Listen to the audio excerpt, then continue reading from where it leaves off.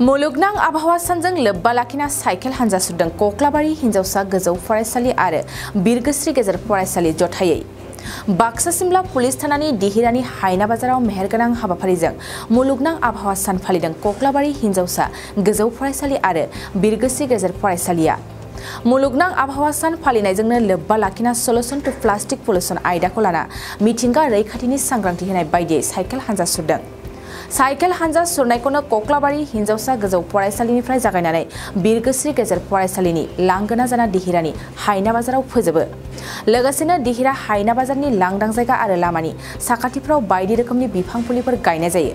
मख'नो गोनांदि बे हाबाफारियावनो आसामनि गौरव बान्था मोनगिरि रुस्तुम बसुमतारियाबो बाहागो लाफैयो।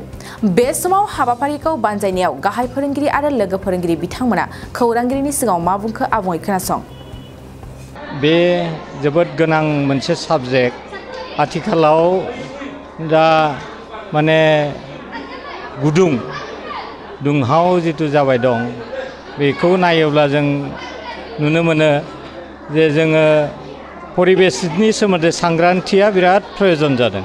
मानो होनब्ला कार्बन डाइ अक्साइड गेसनि बिबाङा बांगासिनो दं, जायनि जाहोनाव जोङो आथिखालाव भुगिबाय दं। बेनि थाखाय जे बे सांग्रांथिखौ जों आसलते रायजोनि गेजेराव फरायसानि गेजेराव गोनां जानानै फैदों आरो नङाब्ला जोङो इयुनाव आरो बांसिन माने गुदुंनि माबाखौ भुगिनो गोनां जागोन। आं बे बेलायाव बेखौनो बुंनो नागिरगोन, उपेन्द्रनाथ ब्रह्मआ बुंदोंमोन लिभ एन्ड लेट लिभ। दा आथिखालावबो जों जुदि थांनानै थानो लुगैयोब्ला मिथिंगाखौ जोङो फोथांनानै लाखिनांगोन, अब्लासो जोङो मोजाङै थांनानै थानो हागोन। मिथिंगाया जुदि धंस जायोब्ला जों माने सुबुं माहारि एबा जिब जगतआबो धंस जागोन आरो आं बेखौ दायो मिथिंगाखौ फोथांना लाखिनायाव जोङो बयबो सुबुङानो नारा नाथा नांथाबनानै थानांगोन, जाहाथे उन जोलैखौ जोङो मोजाङै बासायनानै लाखिनो हायो। जोङो कक्लाबारि हिनजावसा गोजौ फरायसालि आरो बिरगोस्रि हिनजावसा गेजेर फरायसालि बरखाग्रा जोङो सिमला बे गंनै फरायसालिजों लोगो नांनानै जों दिनै मुलुगनां आबहावा सानखौ फालिदों। बेखौ जोङो सरकारनि नियम बायदियै टुइनिं प्रग्राम होननानै बुङो। गंनै स्कुलजों लोगो लांनानै जोंनि जिथु सोलोंथाइनि एक्सचेन्ज आरो नैबे इभेन्टजों इनभल्भ थानाय बा सोमोन्दो थानाय जिखिनि एक्टिभिटिस बेखौ जोङो मोननै स्कुलनिफ्राय शेयार खालामलायगोन आरो बेहाय गिबियाव जोङो सरासनस्रायै जोंनि माबानिफ्राय कक्लाबारि हिनजावसा गोजौ फरायसालियाव जोङो फुङाव फ्लेग हस्टिं खालामदों जोंनि इउनियन बडिया। बेनि उनाव जोङो रेलि खालामदों, cycle rally, conservation awareness rally होननानै जोङो नामाकरन खालामदों। बेनिफ्राय ओरै बरखाग्रा गामिजों हाबबोनानै जोङो नैबे बिरगोस्रि गार्लस एम इ स्कुलनिखौबो लाफानानै नैबे हायना बाजाराव जोङो दा हाबाफारिखौ मावफुंगासिनो दङ। बेहाय जोङो दा मोनफैनानै ड्रयिं कम्पिटिसन होदों आबहावा गेब्रेंनायनि सायाव। फरायसाफोरनि गेजेराव गंनैबो फरायसालिनि फरायसाफ्रा बाहागो लादों। ओमफ्राय दंफां गायनाय हाबाफारि जोङो गायदों, जोंनि साया होग्रा दंफां आरो फिथाइ थायग्रा दंफां दावमा दावसाफोरनि थाखाय। आरो बिदिनो जों दा मोननैबो फरायसालिनि गेजेराव माखासे मोसानाय मुसुरनाय बिदिनो एक्सचेन्ज जागोन आरो फोरोंगिरि सारमोनाबो बिबुंथि लाखिगोन, फरायसुलिफोराबो आबहावा गेब्रेंनायनि सायाव बिबुंथि लाखिगोन। बेखिनि जोंनि हाबाफारि। बेयो थारैनो नंगौ, सुबुंफोरा खोब फट' लानो थाखाय बिफां गायनायखौ जों नुनो मोनो, खिन्थु मानसिफोरा बिफांखौ खोब गायाबाबो जिब जुनारा दावमा दावसाया गावसोरनो गायखायो। दा सुबुंफोरा जोङो बुजिनो हानाय साननो हानाय नालाय ओंखायनो जानला मोनला गायनानै फोथिगाराबालानो इसेल' गाय खिन्थु रैखा खालाम। ओंखायनो जों दिनै 9 दालल' बिफां गायनो होननानै सानदों। बेनिनो जोङो फांब्रैखौ गायबाय आरो फांब्रैखौ हायेनसा क्लाबनि माखासे सेंग्राफोरा जोथोन लानो आरो गायनो दायथ' लादों। जोङो बेखिनि फां 9 दंफांखौ उननि समफ्रावबो जोङो जोथोन लाबाय थागोन आरो बेखिनिनिफ्राय थांनाय जिखिनि फरायसुलिफोर जोङो बिसोरनो दायथ' होदों जे बेखिनि दंफांखौ बिसोरो जोथोन लागोन आरो जों दिनै बेराखौबो होखादों। आङो फरायसाफोरखौ दहाय फ्लेग थिखांनायावबो बुंदों जे जेरावखि थाया मानो साफ्रोमबो सुबुङानो, साफ्रोमबो फरायसानि बिमा बिफा गासिबो सुबुङानो गावसोरनि थांना थानायजों लोगोसे थांना थानायाव जिखिनि खामानि मावो माने आबहावाखौ गोसोआव लानानै, आबहावा जाहाथे गेब्रेङा बेखौ गोसोआव लानानै खामानि मावनांगौ।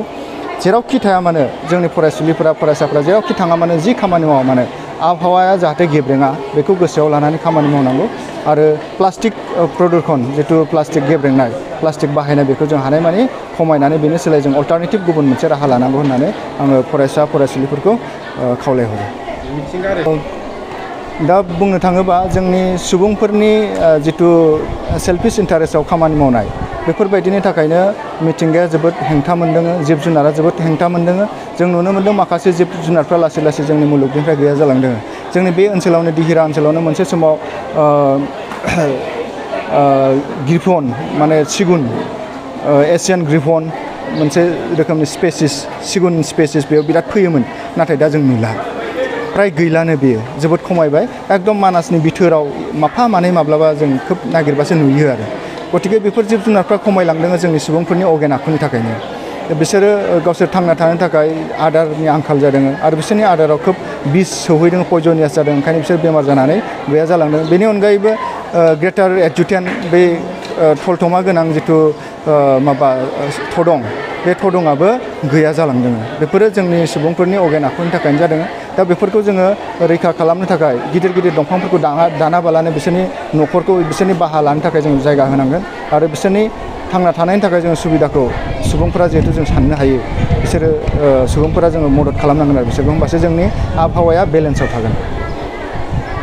मोनसे गोजोनथाव खौरां, 2023-24 सोलोंथाइ बोसोरनि थाखाय 11-12 थाखोनि गोदानै मुं थिसननाय लानानै फैदों बाक्सा जिल्लानि सालबारि बाजारनि साखाथियाव थानाय सेन्ट जेभियार्स इंलिश स्कुला।